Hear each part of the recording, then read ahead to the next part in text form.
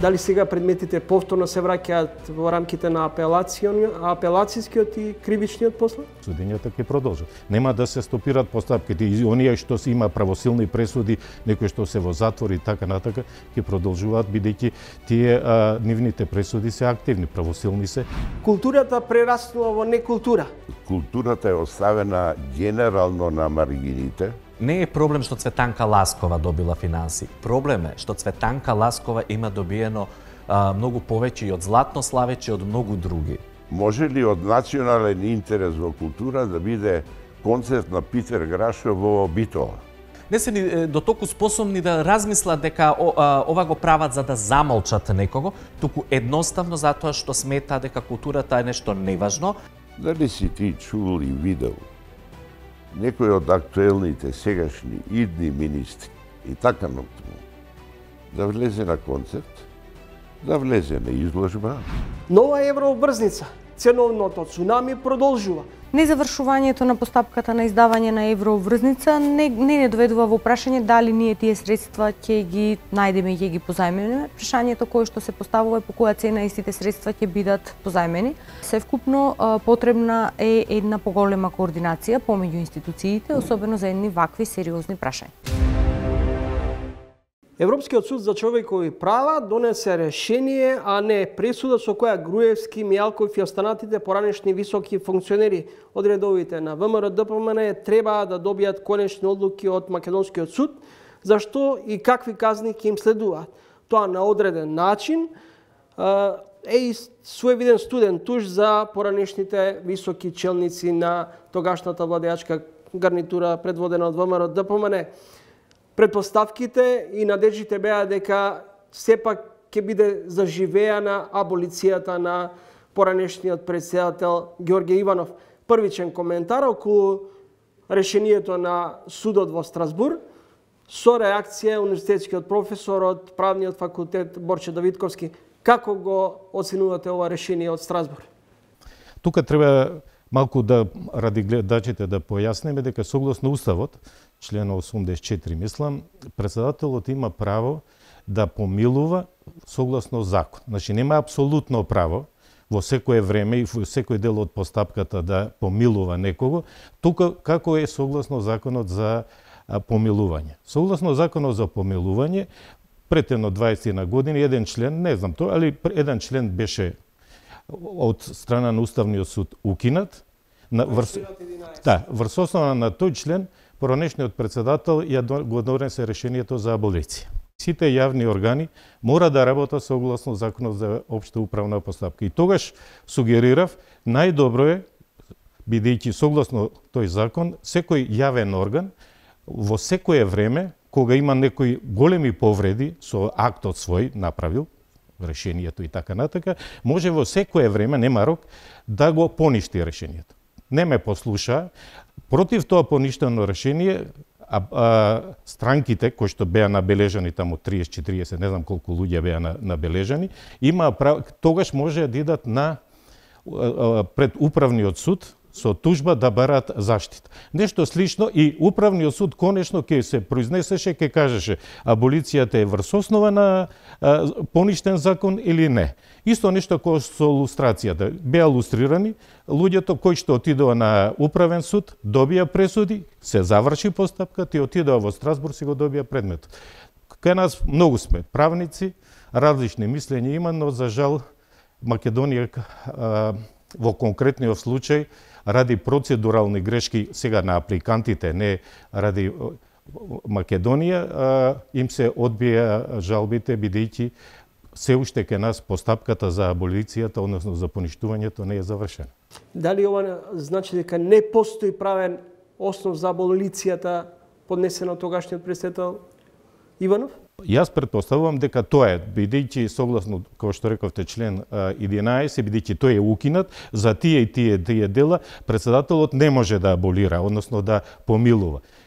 На крај, во однос на прашањето и одлуката на судот во Страсбур, дали сега предметите повторно се враќаат во рамките на апелацијскиот и кривичниот после? Не, предметите ќе си продолжат.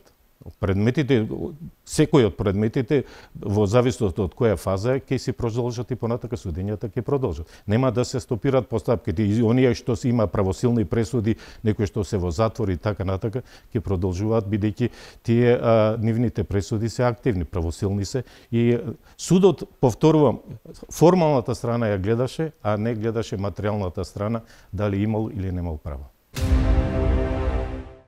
Во шписата се насловени и областите уметност, јазик, литература како важни уреднички приоритети. Тие се стожерот за афирмација на цивилизацијските универзални вредности за едно творештво. Тие се и националните кодови на една држава и народ. Но за жал, главно добиваат медиумски приоритети кога се делат пари, кога се подига врева околу финансирањето во културата и проектите поврзани со културата. Како по правило, политичкиот глас секогаш посилен од вревата на уметниците, од нивните идеи и творештво. Така е и оваа година и предлагам да им дадеме медиумско значење. Да добијат приоритет, барем додека во парламентарно-политичките надпревари се изведуваат корнери. Политичкиот театар околу изборот, односно реконструкцијата на владата, продолжува на принципот на меѓусебни обвинувања и критикувања. Бурни реакции на јавноста предизвика одлуката на Министерството за култура во врска со доделените пари од годишниот конкурс за проекти во областа на културата. Годишното издание на фестивалот Офис се откажува, а бројни културни работници во земјава го произнесоа ставот во врска со ова прашање. Колку чини денеска критиката во земјава и како ја поднесуваме? Вечерва во Трилинг разговарам со еден од најсовремените македонски писатели, Петар Андоновски. Андоновски, добро вечер. Добро вечер. Добре дојдовте во Трилинг. Добро вечер. Деновиве го изразивте вашето незадоволство поврзано со одлуката на Министерството за култура да не додели финансиски средства за работниот наслов на вашиот најнов роман. И Друштвото на писатели излезе со свој став.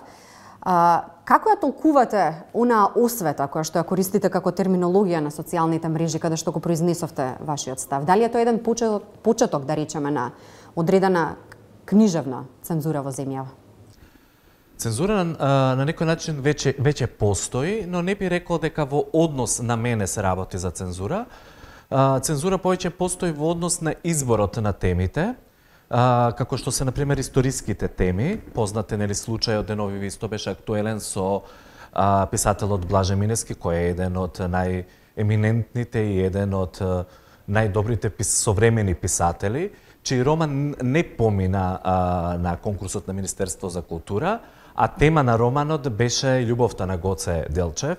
Не е проблем љубовта, туку проблем е Гоце Делчев. Ова одлука на Министерство за култура воопшто не ме изненади, а сега зборувам, нели, за романот и за случајот со Блаже Минески.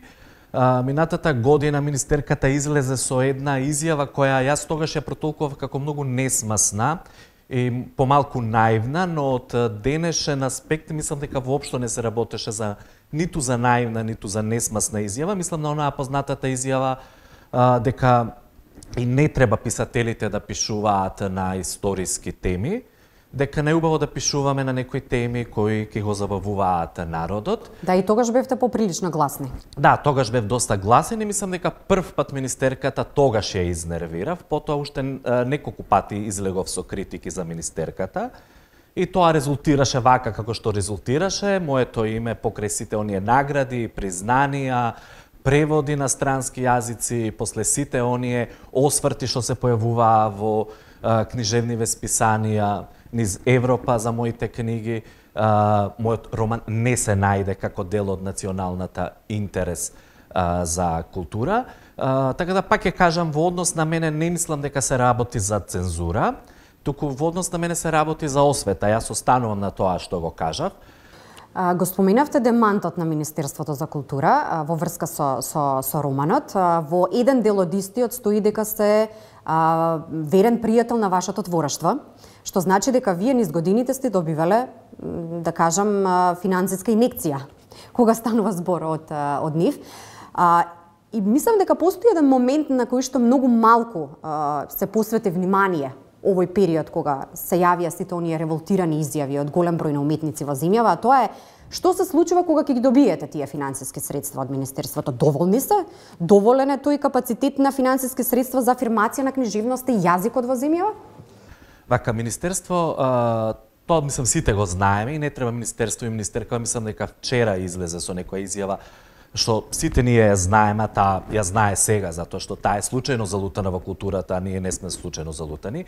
Министерство за култура не го покрива целосниот проект, туку Министерството за култура покрива, дава поддршка за одреден дел од трошоците, така да сето она што го они изнесоа, дека они се мој верен пријател на моето творештво е многу смешно и многу апсурдно. Сакам да ги потсетам дека ова е веќе мој 5-ти роман. Од 5 романи, 3 романи не се поддржани од Министерство за култура.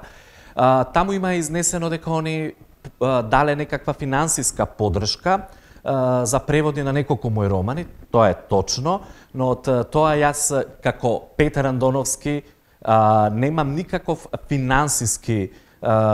финансиска заработка или чар, не знам кој збор е посоодветен, затоа што тоа е помош на странските издавачи. И нашето Министерство за култура не е единственото Министерство за култура во светот која поттикнува преведувачи од надвор за да се преведува домашната литература. Тоа со години постои низ цела Европа, дури и во многу поразвиени земји низ Европа даваат финансиска поддршка за нивните автори да бидат преведувани на други јазици. Андоновски, Оффест оваа година нема да се одржи. Макфест ги враќаат средствата доделени од Министерството за култура. Ставот на Цветанка Ласкова е идентичен. Впрочем, таа беше една од најголемите таргетирани моменти на голем број на револт кој што беше произнесен на социјалните мрежи. Излезе со став дека побара од продукцијата која што е одговорна за реализација на незиниот проект да се вратат парите во Министерството за култура. Кој е вашиот став? Како ќе се одрази овој книжевен револт, културен револт? Вака, први морам да кажам во случајот со Цветанка Ласкова, без разлика што Цветанка Ласкова била политички ангажирана, сепак и нејзе следува да добие финансии. И не е проблем што Цветанка Ласкова добила финансии. Проблем е што Цветанка Ласкова има добиено многу повеќе и од Златно Славече и од многу други фестивали. Сметате дека тоа е одраз на политичка основа? Секако дека е одраз на политичка основа. Врз основа на што концертот на Цветанка Ласкова е од поголем национален интерес од едно Златно Славече, например. Јас ги поддржувам и Оффест, и Макфест, и сите што ќе ги вратат средствата. Мислам дека треба сите тоа да го направиме. Вклучително и многу мои колеги што добија средства ова година, мислам дека никогаш толку мали суми не биле доделени. А културата треба да биде гласна? Културата треба да гласна, треба да биде критична и мислам дека него они прават тоа, дека не се ни дотолку способни да размислат дека ова го прават за да замолчат некого, туку едноставно затоа што смета дека културата е нешто неважно, а тоа го докажаа со тоа што секоја година ние имаме нов министар за култура. Од 6 години власт ние имаме 5 различни министри за култура. Ако културата треба да биде гласна, постои ли суета малку повеќе овие денови во кругот на уметниците? Се чини како да борбата ја водиме сами за себе или пак работиме за колективот? Секако дека постои суета и општо познато е дека сите ние што се занимаваме со уметност, без разлика дали станува збор за книжевност, театар, музика, дека сме малку посуетни луѓе и не е тоа толку страшно. Речиси не постои човек кој не е суетен, но проблем е кога министрите се суетни и кога не сака да слушнат критика и кога не сака да разберат дека тие постојат за нас, а не ние за нив. Министерката е менаџер на културата. Таа постои за нас, а не ние за нејзе. Го споменавте романот Страф од варвари, кој е поддржан да добие албански превод. Романот има веќе објави на француски и на италијански. Оваа година објавивте на вашиот... На англиски речиси на 10 јазици е тој роман преведен до сега.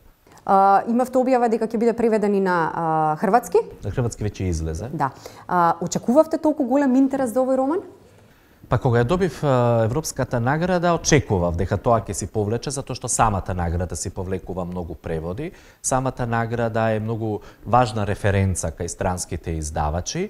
Иако кога гостував во Брисел пред неколку месеци, запознав една од добитничките пред неколку години на Европската награда, која нема толку многу преводи, така да сепак мислам дека се работи и за тоа, и за некоја лична пресметка на издавачите, колку голем интерес ќе предизвика таа книга во одредена земја. Ја споменавте Европската награда. Го делите ставот дека е неизбежен успехот надвор за да бидете забележани тука? Па мислам дека е многу полесно да успеете надвор отколку да успеете тука. Зошто? Затоа што надвор едноставно важи принципот или сте добри и поседувате некаков квалитет, или не поседувате никаков квалитет и немате шанси да успеете. А тука постојат милион причини, односно постојат милион работи со кои можете да се протнете дури кога немате квалитет, а една од тие е токму она додворување на министри за култура, партизација на култура, политички ангажман на уметниците. Значи повторно се врти околу политиката. Се врти околу политика, иако јас сметам дека сите ние што се занимаваме со уметност, без разлика за каков тип од уметност станува збор, дека треба да не да изслужиме ние на политиката, туку ние треба да бидеме најгласните критичари. Се разбира, не да критикуваме само заради критиката и да критикуваме, туку секогаш кога има причина да бидеме гласни, затоа што ние сме гласот на ова општество. Работниот наслов на книгата со која што конкуриравте оваа година е Не кажувам. Што премолчуваме? Многу работи не премолчуваме. Не знам дали овој работен наслов ќе остане. Уште сум во процес на пишување, така да секогаш откако ќе завршам книга доаѓа насловот, полесно ми е да напишам цела книга отколку наслов. Но што премолчуваме? Во оваа земја, ако сме тажни, е срамота да кажете дека сте тажни, ако сте среќни, и тоа не е убаво да кажете, затоа што нели може некој да ве урочи. Ако се смеете, ни тоа не е убаво, ако плачете, ни тоа не е убаво, така да многу работи премолчуваме. За многу работи велиме ќути не кажувај, и затоа го избрав тој наслов, но ќе видиме дали ќе остане. Велите во фаза на пишување, дали моментални ве случувања даваат некаква инспирација за доработка на истиот? Па за сега не, но ќе видам, знаете, една од побавите работи во процесот на пишувањето е тоа што никогаш не знаете каде ќе ве однесе, таа некоја неизвестност. Вие секогаш тргате од некоја одредена точка, но по пат секогаш ви се отвараат многу нови светови, многу непознати светови, дури светови кои најмалку сте очекувале дека ќе ви се отворат. Затоа никогаш не сакам да зборувам за тоа што го пишувам во моментов, затоа што никогаш не знам на крај каде ќе излезам. Малку поведри теми во однос на сето ова што го кажавме досега. Минатата година ја одбележа едно ваше патување во Индија. Колку книжевниот свет по кој што сите книжевници талкаат се продлабочи и се прошири по ова патување, кога станува збор за земјата со најголемите културни наследства и се она останато? Индија е најразлично од сето она што некогаш сум го видел. Ја доста често патувам и сметам дека две работи се многу важни за писатели. Првата е да читаат многу, а втората е да читаат туѓи книги, мислам многу, не само собствените, а втора е да патуваат. Патувањето во Индија ми беше подолг период предизвик, но секогаш мислев дека треба да ми се случи тоа патување во некој одреден посебен период од животот. Сметав дека токму минатата година е тој период од животот. Во новиот роман уште нема некој директно влијание од тоа патување, но мислам дека ќе се излезе, дури можеби некогаш и како засебна книга, но дефинитивно Индија е дестинација на која повторно би се вратил. Индија не е земја за туристи, тоа е земја која треба да ја посетат патници, авантуристи, и дефинитивно не треба секој да иде во Индија. А што читате приватно во моментов? Во моментов сега ја читам Сали Руни, Една од најактуелните моментално авторки, почнав да ја читам од љубопитство, ме интересираше зошто е толку таа фама во светот за нејзе, и како што и секогаш се нели крева фама во книжевноста за одредени ликови, секогаш тоа не е оправдано. Така и со Сали Руни, не сум нешто многу импресиониран, така да нема нешто многу да ја препорачам на гледачите. Андоновски, ви благодарам за вечерашното гостување во Трилинка. И благодарам за разговорот. Распределбата на средствата од буџетот за поддршка на проекти во културата за секоја година се намалува, а дополнителна црна дамка фрлаат и критериумите според кои се распределуваат средствата. Оваа година вкупниот буџет изнесува 12,5 милиони евра. Еден од најпосетуваните и најквалитетни настани, Оффест, годинава нема да се одржи. Причината за ваквата одлука е драстично намалениот буџет. Господин Белопета, на старт, ќе ве подсетам на едно ваше интервју пред речиси 4 години, каде велите: чудо е како обстојува Оффест и Джез фестивалот, мај 2019 годинава, февруари 2023, велите не ни даваат доволно средства, нема простор и нема шанси да се одржи Оффест. Па добро, кога ќе се навратам на таа изјава, слична имала во повеќе наврати и денес го имам истото мислење дека било чудо досега. Чудо од многу аспекти, а пред се од финансиски аспект, затоа што буџетите на овие две манифестации постојано создавале проблеми и јас го знам тоа добро, јавноста не. Оваа година едноставно мораше да се донесе ваква одлука, затоа што покрај проблемите финансиски кои сите сме ги имале во последниве години, овој пат буџетот е изненадувачки или не, преполовен за Оффест од 2 милиона на 1 милион, скратен е и за Джез фестивалот, меѓутоа не за 50%, што не овозможува најминимални услови да се направи тој фестивал за кој стварно нема потреба да зборувам, Оффест. Мора внимателно да се креира културно-музичката понуда, која сериозно е загрозена од неквалитет, кич, кој се форсира заради интереси на поединци, ќе констатира во една прилика познатиот джез музичар Владимир Четкар. Дали знаеме ние да правиме разлика помеѓу естрада и култура? Како кој? Како кој? Меѓутоа, во секој случај, министерката не. А да не заборавиме дека годишната програма, како што е кај нас, е практично клучниот настан во културата. И дека тоа е слика и прилика и на самиот министер, во случај на министерката, затоа што по постоечкиот закон одлуката за сите програми ја носи министерката. Тоа што има помошни тела, советници, комисии и така натаму, обемна е работата, е нормално, меѓутоа крајната одлука е и незина и сите ние кои сме во културата многу добро знаеме дека одлуките тие поединични на крајот се носат на работната маса на министерката. Тоа значи дека... Дали зад одлуката и формулирањето на целиот вкупен буџет за културата гледате политичка позадина? Политичка позадина не толку. Не е да ја нема. Освен во она ја што велам дека културата е оставена генерално на маргините, се плашам дека тука слична судбина имат и образованието и науката, посебно науката е дел од образованието.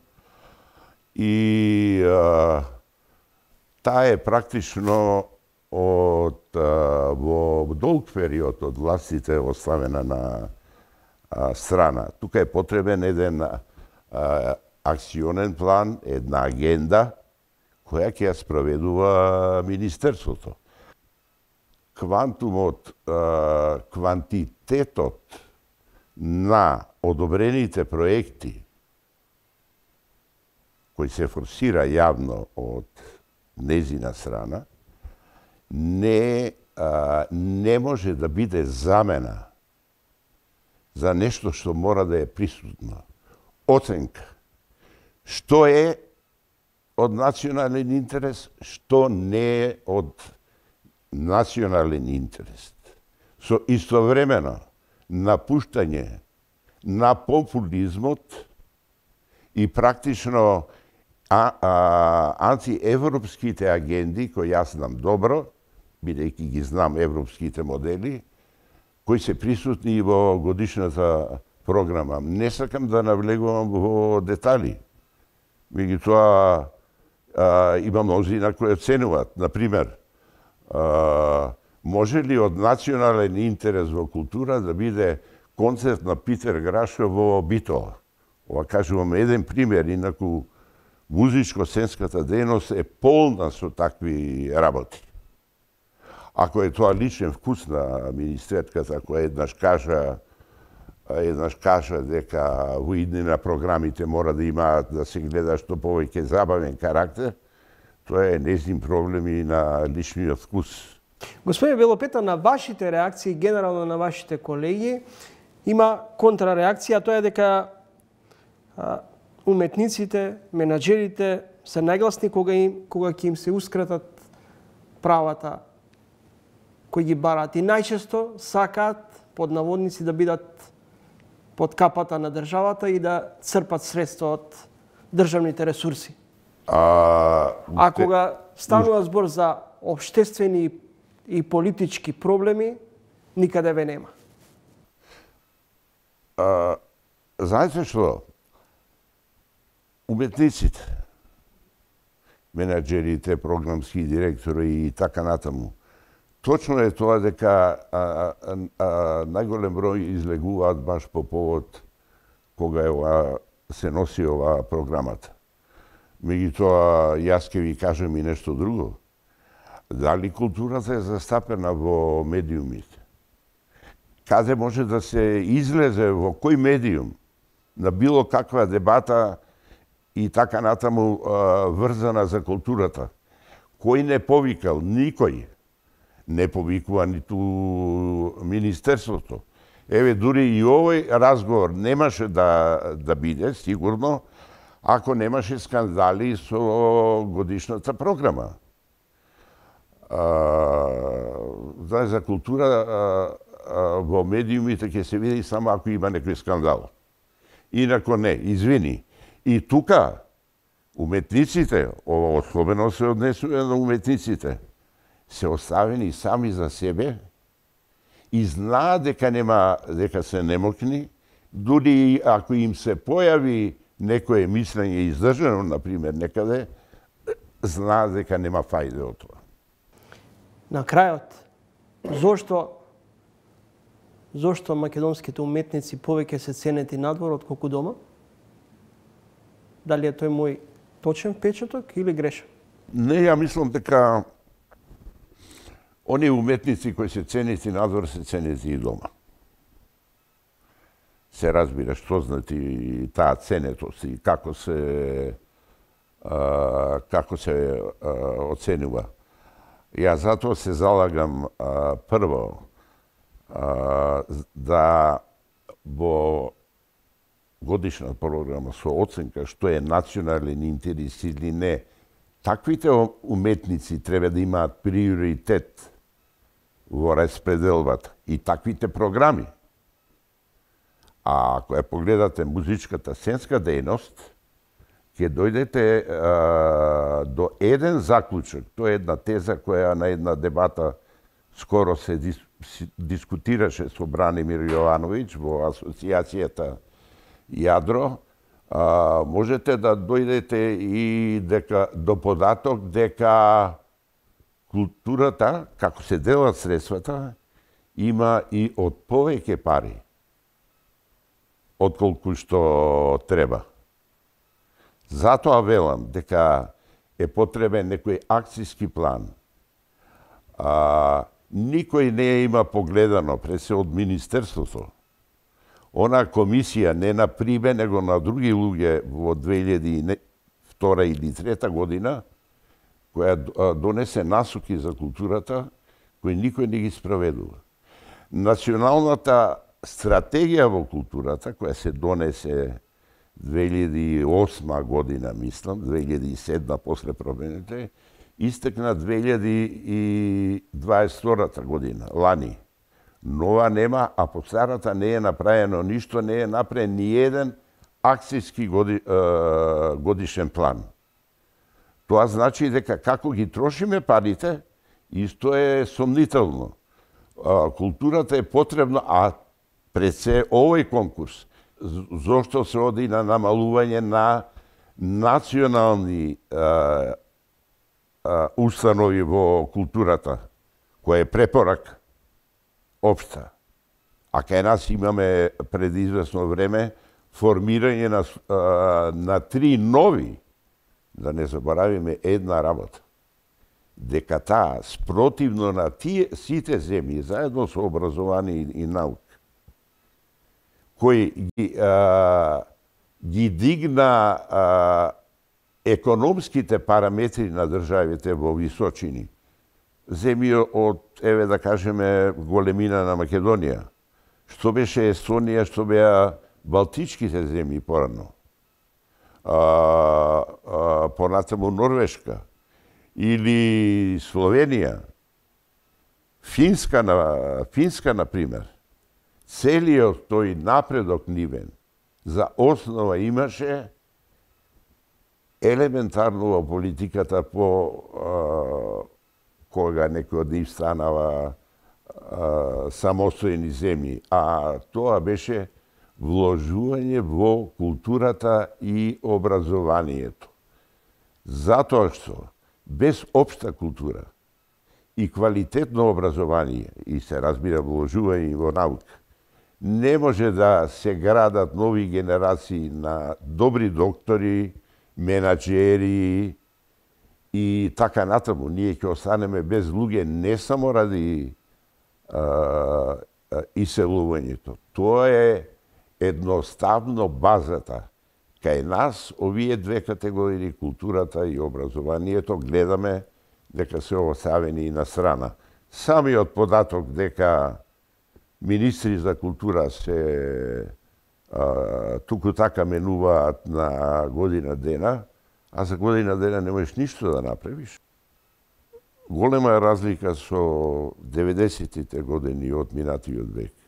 Дали си ти чул и видел некој од актуелните сегашни идни министри и така натаму да влезе на концерт, да влезе на изложба,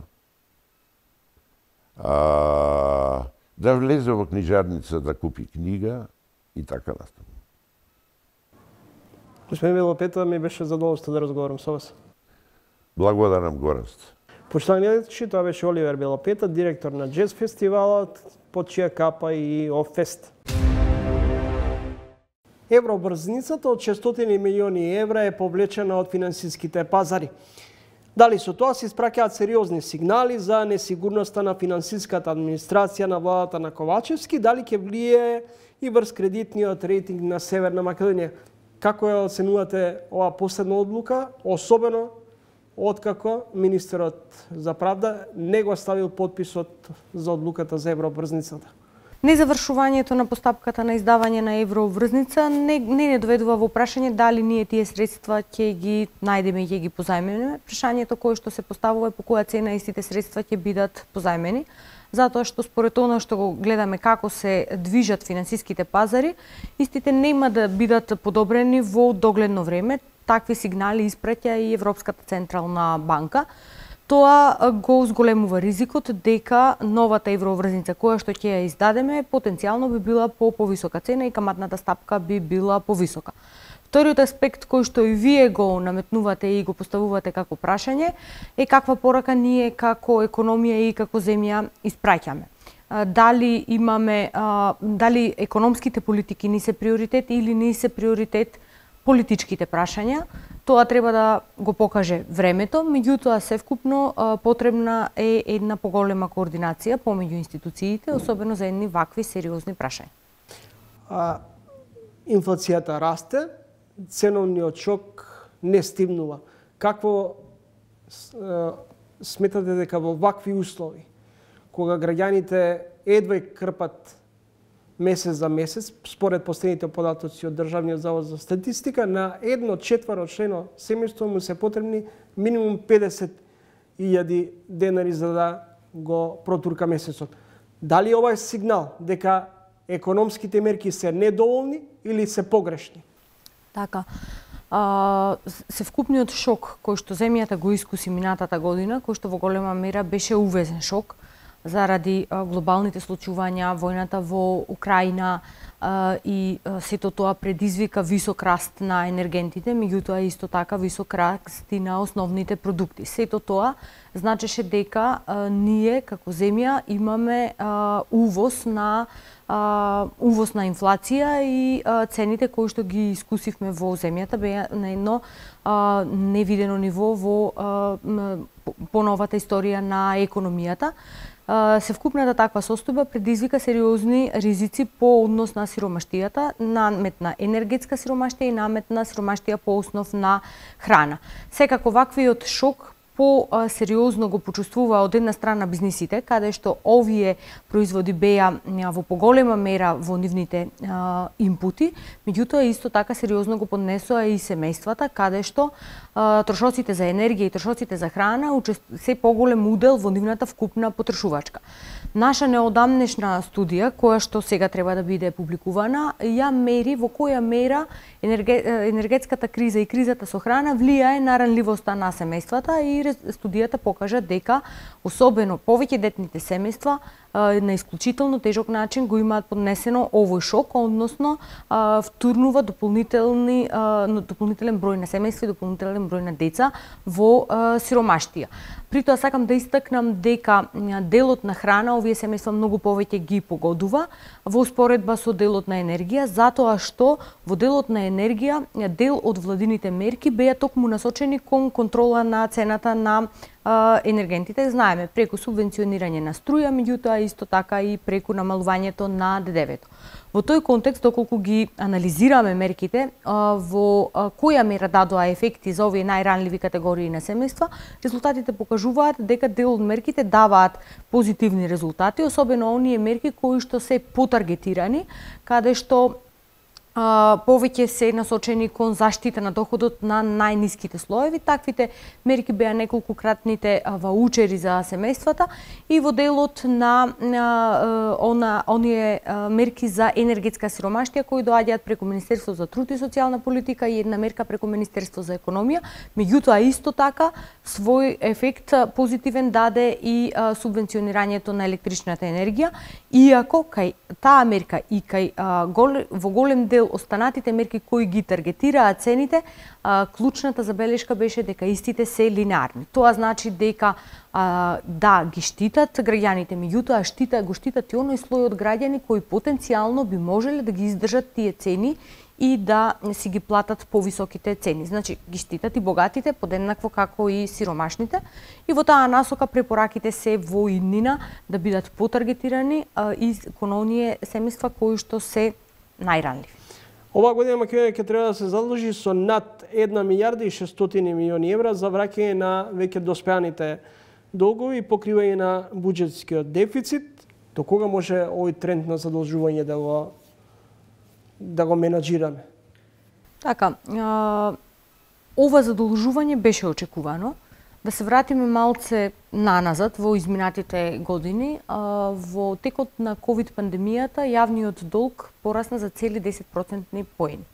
И тоа беше секако предизвикано од потребата за дополнителна здравствена заштита, инвестиции за компаниите, инвестиции за најранливите слоеви на граѓани, меѓутоа уште на почеток на 2022 година веќе ние се соочувавме со притисоци од енергетската криза и ова моментално задолжување веќе беше на некој начин наслутувано. Истото можеше да се забележи и со буџетот за 2023 година, каде што уште во самиот буџет ние предвидуваме дека имаме потреба од дополнителна 1 милиарда, каде што ќе се задолжиме од надворешни извори. И ваквото задолжување од аспект на колкаво е нивото на јавниот долг може да биде загрижувачко, меѓутоа и не мора. Не мора да биде загрижувачко. Можеме товар како држава да го издржиме. Значи, прашањето е за која намена ќе бидат искористени средствата кои што ние се задолжуваме. Па првичната проценка е за да се отплатат старите долгови. Меѓутоа, ние мора да водиме сметка и минатите задолжувања за што ние сме се задолжувале. На дали средствата ќе бидат и понатаму искористени за субвенции, плати кои што не се подкрепени со продуктивност и различни форми на трансфери, кои што на крај на денот нема да имаме поголема структурна промена во економијата, или тие средства ќе бидат потрошени за структурни реформи и поддршка на економски развој, кои што на долг рок нас ќе ни создадат капацитет за да ги вратиме овие средства. Да се подсетиме, на пример, две паралели има. Едната форма на задолжување е преку инструментот за кај Меѓународниот монетарен фонд, каде што од самиот почеток истиот е условен дека треба средствата да бидат искористени за структурни реформи. Тоа значи дека после завршување на таквиот аранжман ние треба да видиме одреден прогрес кај реформите и економијата да ја направиме структурно на повисоко ниво на развој. Меѓутоа, тоа не е случај кога се задолжуваме на приватните инвеститори, каде што го имаме во неодамнешна историја, го имаме Скопје 2014, каде што ние се задолживме, средствата ги потрошивме околу 700 милиони евра, меѓутоа на крај економијата не ни остана реформирана. Ако намената на овие средства е повторно за субвенции, отплата на долговите, ние мора да ги сервисираме. Меѓутоа, ако ние не направиме интерна консолидација на расходите, каде што нема средствата да ни истекуваат и нема да направиме паралелно никаква структурна реформа, во тој случај е апсолутно дека овие нивоа на долг треба да ни представуваат форма на аларм и треба да ни генерираат одредена загриженост. Се промовира идејата за солидарен данок. Што е вашиот став во однос на ова? Така уште во август месец, кога владата ја објави потенцијалната рамка на даночна реформа, ние како Financing заедно со група на клучни чинители под името Civitax имавме став за моменталната рамка каде што предвидува прогресивно оденочување на данокот од доход. И во тој момент нашиот став беше да планираме прогресивност кај данокот на доход, кога знаеме дека најбогатите 1% од население не име изворот од доход, туку главниот извор на богатење доаѓа од дивиденда, рента и паралелно имате голема сива економија, е неферијално и е дегутантно на таков начин да се дискутира и на некој индиректен начин аудиравме дека потребно е да размислуваме и за други форми. Ваквата форма на солидарен данок е во таа насока, меѓутоа сепак сметам дека постои дополнителен простор за корекција во смисла од што е тој дополнителен доход кај компаниите. Дали таа компанија направила интерни преструктурирања за да го реализира таквиот доход, направила инвестиции во нови технологии, успела да се прошири на меѓународните пазари, има нови производи кои што ги нуди и на таков начин таа остварила дополнителен профит, или таа компанија само ја искористила моменталната ситуација затоа што, например, е во сектор каде што во моментот цените драстично растат, па може да си дозволи дополнителни маржи и тој профит го искористила, го остварила како резултат на состојбата, а не како резултат на некакви интерни состојби. Од тој аспект сметам дека постои простор за дополнително додефинирање на тој дополнителен данок и можеби во вакви услови за одржување на конкретни сектори каде што знаеме дека потенцијалната малверзација и искористување на состојбата би биле поголеми. Сивата економија одзема значаен дел од вкупниот буџет. Каде го гледате решението во однос на елиминацијата на сивата економија? Апсолутно се согласувам. Нашите проценки викаат дека доколку се справиме со сивата економија, во буџет ќе имаме дополнителни 700 милиони евра на годишно ниво под некоја конзервативна проекција. Тоа е всушност една еврообврзница. Меѓутоа, ние имаме стратегија за справување со сивата економија, имаме национален акцијски план кој што изгледаат добро, меѓутоа сепак на терен не забележуваме дека се прави некаков значаен прогрес во насока на справување со сивата економија. Иако во моменталните услови на ранливост на економијата, во моменталните услови на дискутабилност во која мера и колку ние понатаму можеме да се задолжуваме, сивата економија ни представува нас една форма на ланна резерва, каде што во овој момент ние треба да започнеме да се справуваме најпрво со сивата економија, па потоа да дискутираме за други форми на извори на средства. Ви благодарам за гостувањето. Ви благодарам и на вас. Поштовани, че тоа беше Благица Петревски, извршен директор на Финанстинк. Реконструирана влада, смени, промени и што може да се очекува од новиот владин состав на Илинденска број 2. Во наредните минути ќе разговарам со универзитетскиот професор од Правниот факултет Борче Давидковски. Професор Давидковски, се чини дека нема сериозни промени, туку само смени во гарнитурата, владеачката гарнитура. Алијанса на албанците влезе, Алтернатива и Демократскиот сојуз ја напуштија владата. Што добива, а што губи Ковачевски? Па видите, нашиот народ кажува голем промет за работувачка нула. Фактички, колку сега, као што стојат работите, сега испаѓа пак, се очекуваше 72, сега добиваат 64 со 64 од прилика. Ако тоа беше целта, мислам дека може да има малку постабилно мнозинство, бидејќи во постоечкото имаше тие огнени, те други трети кои што седеа на две столиците и беше лабаво мнозинството. Сега барем за носење нормални закони ќе има нормално мнозинство 64, али тоа се подразбира сите да бидат присутни пратениците. А знајќи го нашето однесувањето на нашите пратеници, не верувам дека повторно ќе се кубори со кворум. Основна идеја по мене, мислам дека била дека ако има 72, уште 8 полесно ќе се добие. Очигледно таа идеја сигурно ќе пропадне. Изборите нормално вонредни, нема вонредни да има, сигурно ќе има редовни следната година. Но се поставува прашање дали во Македонија еднаш ќе ги утврдиме стратешките интереси, како што е влез во НАТО, разрешување на економска криза, пандемија, здравствена криза, енергетска криза. Ние 30 години све сме у некоја криза.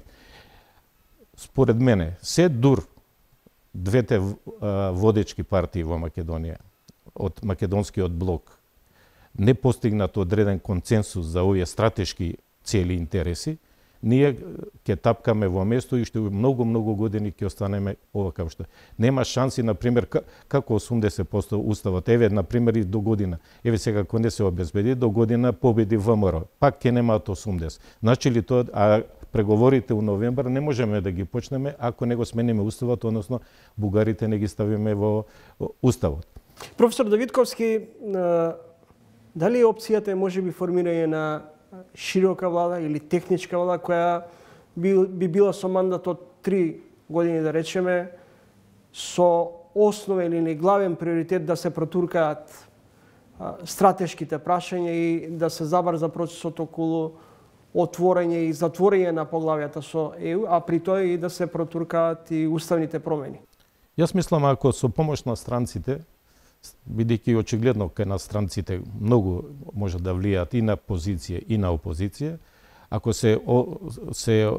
се постигне едно потпишување на еден општ стратешки консензус за одредени стратешки прашања, тогаш веќе е техника дали ќе биде поддршка на оваа влада, еве на пример да се ВМРО да гласа за уставните измени. или за некои стратешки закони кои што ни се потребни за отварање на преговорите кои што у новембар треба да ги отворим.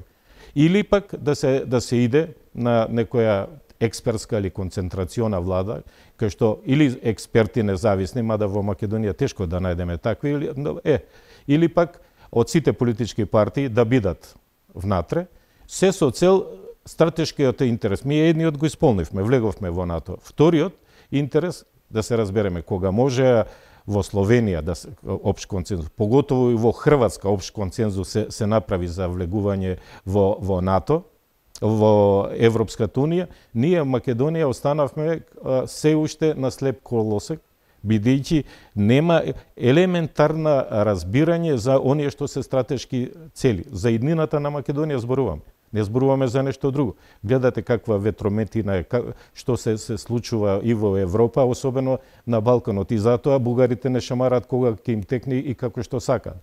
Доколку ние сме внатре имаме кохезија меѓу сите политички чинители за стратешките интереси, бугарите сигурно вака нема да се однесуваат со нас. Дали не мислите дека можеби беше преизбрзана или помалку и недобро осмислен потегот на премиерот Ковачевски со, како што тој најави, реконструкција и окрупнување на мнозинството. Сега веќе не е ниту гаши, не ја дава веќе таа безрезервна поддршка во однос на уставните промени. Испостави своја сметка како услов за да кренат неговите пратеници два прста. Ја гледам и други, по еден што се пратеници одметнати, не знам дали се од Алијанса или Алтернатива, не, и тие испорачуваат одредени услови и ние формално сите, барем од албанскиот блок, да не го заборавиме и крилото на така наречените огнени. Да. Сите формално правно се за евроинтеграција, значи ќе го гласаат уставот ако треба, а формално бараат да влезе албанскиот јазик формално као втор јазик, да овие предмети што се овие завршени предмети што се монструм и така натака да се прати до Европска, тоа не ми е јасно како тоа правно би се извело, до Европска унија да прати експерти да се преиспитаат предмети. Тоа се завршени предмети, правосилни, не ми е јасно правно како ќе изгледа, но и тоа и тие гледам ги има барање што се ставени. Во секој случај ние треба да ја гледаме големата слика. Овие се маргиналци, бараат нешто колку сега се во ситуација, мојот глас е битен, па нешто да политички поени да добијат. Битно е ние во Македонија, македонските граѓани да ја видиме големата слика. Дали сакаме во Европска унија или неќе? Тоа, веќе и народот му е преку глава више. Гледате, од 80% веќе анкетиве што кажуваат, веќе заложбата на македонските граѓани или вербата во европската интеграција веќе испод 40%. Тоа за 5-6 години дупло е смалена. Значи, веќе сите стануваме скептици дали сме кадарни. Очигледно со овие политичари не сме кадарни за да земеме да сериозно да настапиме, за да ги направиме реформите во сите области, за да можеме да аплицираме пред Европска унија. Нашите танталови маки, ако го смениме уставот, почнуваат дури во новембар, кога ќе почнеме да ги отвараме и затвараме поглавјата. Ова до сега е се политиканство. Тогаш ќе биде на вистина и сериозни закони да се носат и сериозни реформи да се прават. Токму тоа ќе биде главниот приоритет. А ако немаме консензус помеѓу сите политички чинители, тоа ќе биде само трошење време и живци на народот, бидејќи гледате веќе колку што гледам, ни телевизија сака да гледат ни ништо, гледате јалови расправи, празен парламент, еден на друг си реплицираат. Која е поентата? Поентата е да е предизборие, па ајде некои политички поени. Тоа е едноставно да се одоговлече. Уште недела, 2-3, ама со тоа целта не се постигнува. Ако имаме цел, се разбира. Ако немаме, да кажеме, ќе станеме слепо црва тука, па како ќе биде. Поготово што еден од новиот сега коалиционен партнер, изјавата на неговиот лидер беше многу по мене симптоматична, кога рече доколку не се случи, европскиот пат се стопира, тогаш може да се активираат и други принципи, други работи, евентуално државата да се прекрои, па албанскиот блок да иде со другите, со Албанија или со не знам со кој, не знам што му беше идејата, како дали да се дели Македонија, дали да тој дел од Македонија само да иде во евроинтеграција, а ние останатите тука да останеме тука. Не ми беше јасна изјавата, но ако влегува во власта, мислам дека треба и таа изјава сериозно да ја образложи председателот на Алтернатива. Пред да си подадат рака Ковачевски и Таравари, лидерот на Алијанса говореше дека владата предводена од СДСМ и ДУ е корумпирана. Како сега ќе функционира триото Таравари, Ахмети и Ковачевски? Па видите, ке нас во последниве 20 на години, од прилика политичкиве партии се борат за гола власт. За гола власт, своите партиски лепачи на плакати, подржувачи да ги удомат у јавната администрација, видовте веќе е кол балон, кога да е ке пукне и тоа, бидејќи никој не прави реформи. Нема политичка волја ние да правиме некоја сериозна реформа во јавниот сектор и едноставно и потоа нормално колачот се дели помеѓу разните министри и јавните набавки, корупција и така натака. Сите оние негативни појави што сите ги констатираме, и од странство кои што не обсервираат и тие ги констатираат тие негативни појави и овие мува не ги лази, битно им е да земат гола власт и да идат без разлика. Видете кој ќе слушнајте дека директор на пензиски фонд, на МЕПСО, на ова пазарот се прави. Па луѓе забораваат, политичариве, лидериве забораваат дека има институција конкурс, има закони. За да влезете вие, тамо треба да ви се распише конкурс, да исполнувате одредени услови, па да ги исполните, па некој да ве стави за директор на пензиски фонд или директор на МЕПСО и така натака. Тоа нивни поддржувачи ќе го стави тамо и гледате, од многу јаки, добри јавни предпријатија ги уништивме. Сите, бидејќи претрупани се од партиски војници и од луѓе кои што не се кадарни да ги водат тие јавни институции. Професор Давидковски, каде го гледат излезот од ова постојана меѓусебна конфронтација на релација Скопје-Софија? Видите, се дур ние тука сме разединети во Македонија, особено македонските партии, ВМРО и СДС, едните да бидат предавници, другите да бидат патриоти, се дур тие не седнат да видат кој е целта, бугарите вака ќе ни прават. Они играат бугарите на нашата разединетост. Сега ВМРО е контра Бугарија, СДС еве бугарите да влезат, еве да почнат преговори, утре ако победи ВМРО и они ќе бидат за Бугарија, СДС ќе биде контра Бугарија.